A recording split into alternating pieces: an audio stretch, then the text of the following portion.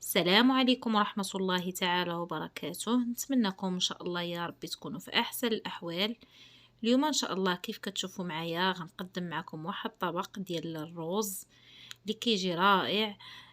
مكونات اللي هي اقتصادية وسهل وكيوجد لينا في وقت اللي هو قصير، ما كياخدش لينا وقت طويل، والبنة كيجي اكثر من رائع. نتمنىكم ان شاء الله تتبعوا معايا الفيديو من الاول حتى الاخير، والى عجبكم ما تنسونيش من لايك ديالكم، بارطاج القناه، وشكرا لكم. وهنايا غادي نبداو بسم الله بالوصفه ديالنا. هنايا انا خديت الفخيضات ديال الدجاج، هنا كيبقى كل واحد على حساب الاختيار ديالو. اللي باغي يدير هاد الفخيضات ممكن، اللي باغي يدير الدجاج لي صاين او الصدر، كل واحد كيبقى على حساب الاختيار ديالو. المهم خديت هنايا 3 ديال البصلات اللي هما متوسطين في الحجم، اللي شلطتهم في هاد الهشوار كيف شفتوا معايا على هاد الشكل. وهنايا غادي نزيد العطريه، خديت هنايا معلقه صغيره ديال الخرقوم بلدي، وغادي نزيد عليهم معلقه ديال السكنجبير اللي غتكون عامره مزيان، معلقه صغيره. وغادي نزيد البزار، انا عندي البزار البيض حار شويه، داكشي علاش ما عمرتش المعلقه، درت عار النص ديالها. غنديروا الملحه، والملحه هنايا كل واحد كيدير القياس ديالو باش ما يجيناش مالح بزاف، حيت الدجاج كنكونوا غاسلينه بالحامض والملحه. وشويه ديال الزعفران اللي كنديرو حتى هو معاه صافي. وغادي نزيد الزيت. هنايا عندي الزيت مخلطه مع زيت الروميه والزيت البلديه، هنايا تقريبا راه درت شي نص كاس بحال هكاك صافي. وكنديرو على البوطيط يتقلى لينا، ومره مره كنحركوه باش ما كتحركش لينا العطريه. وهنايا بالنسبه اللي عنده الوقت شويه يشرمل هذوك الفخيضات ويخليهم شويه مرقدين في العطريه كيجيو احسن. انا صراحه ما كانش عندي وقت بزاف، داكشي علاش درتهم ديريكت صافي. كنشحروهم وكنخليوهم يتقلاو لينا مزيان.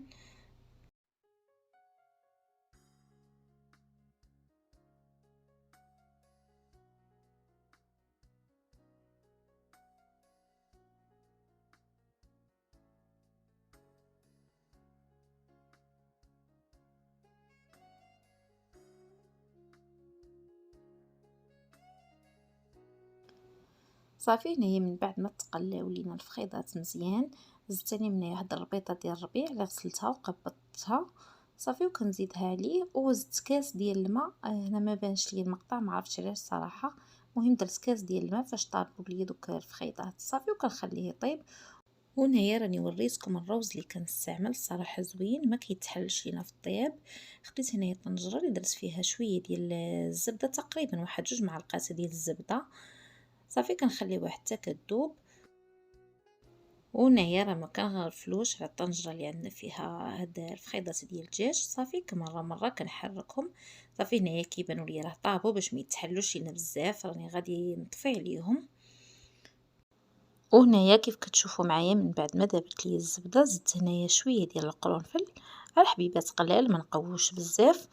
وغادي نزيد واحد 3 الحبات ديال الباديانه، هاد النويويره هادي، وجوج ديال عويدات ديال القرفه. صدقوني هذا الروز كيجي اكثر من رائع. نتمنىكم ان شاء الله تجربوه بهذه الطريقه وتردوا عليا.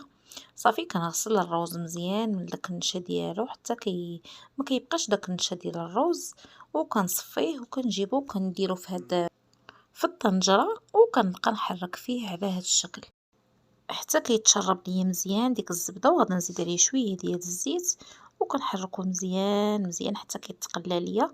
عاد غادي نزيد عليه الماء. انا هنا الملحه ديروها من الاول، انا صراحه نسيتها ما درتهاش في الاول، من بعد عاد غادي نديرها كيف غادي تشوفوا معايا ان شاء الله في الفيديو.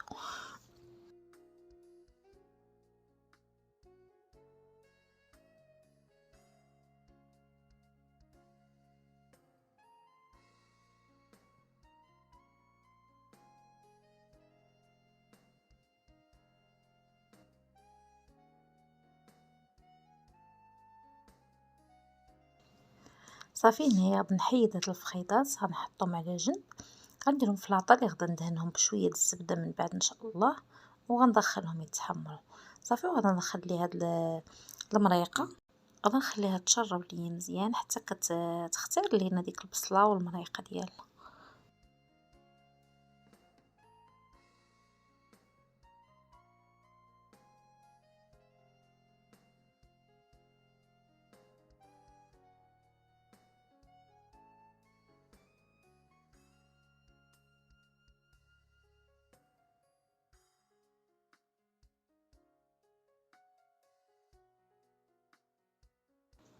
وهنايا كيف شفتوا معايا مرة كنحرك في هاد الروز حتى كيتشرب ليا مزيان الزبدة والزيت، وغادا نزيد عليه هنايا الماء أنا هنايا راه زدتو بارد ما سخون ما والو.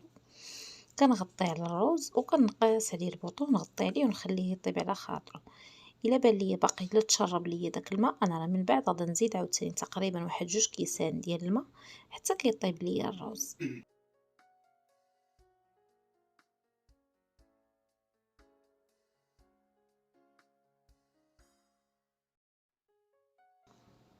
وهنايا كيف شفتوا معايا انا راه يلاه زدت الملحه كيف قلت لكم راني نسيتها ما درتهاش من الاول، ولكن نتوما من الاحسن ديروها من الاول. صافي هنايا غادي نزيد شويه الماء بان ليا الروز بانه نشف من داك الماء درت ليه، وباقي شويه ما طابش غادي نزيد شويه الماء.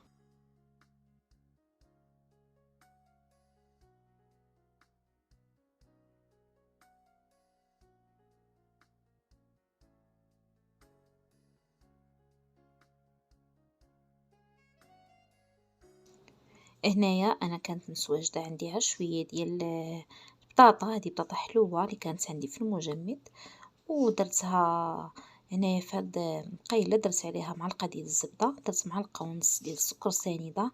هنايا انا صراحه كنت غادي ندير القرعه ولكن ما بقاتش عندي، صافي اضطريت درت هاد البطاطا الحلوه كتجي بحال القرعه حتى هي كتجي زوينه، وزدت عليهم شويه ديال القرفه وحطيتها فوق البوطه قصت عليها ومره كنحرك فيها حتى طابت وتعسلت ليا مزيان، وزدت عليها واحد الساشي ديال الفاني اللي منكهه بالزهر صدقوني جات رائعه.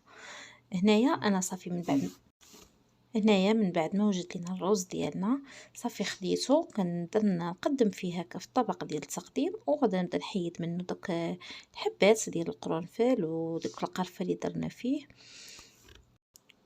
وبالنسبه للروز انا راه طيبت هاد الكميه ولكن انا راه ما سقيتهاش كامله، درت غير النص ديالها والنصف الاخر خليته كاين اللي كلاه بالقرفه والسكر كلاصي شكل سفه حتى هو كيجي زوين.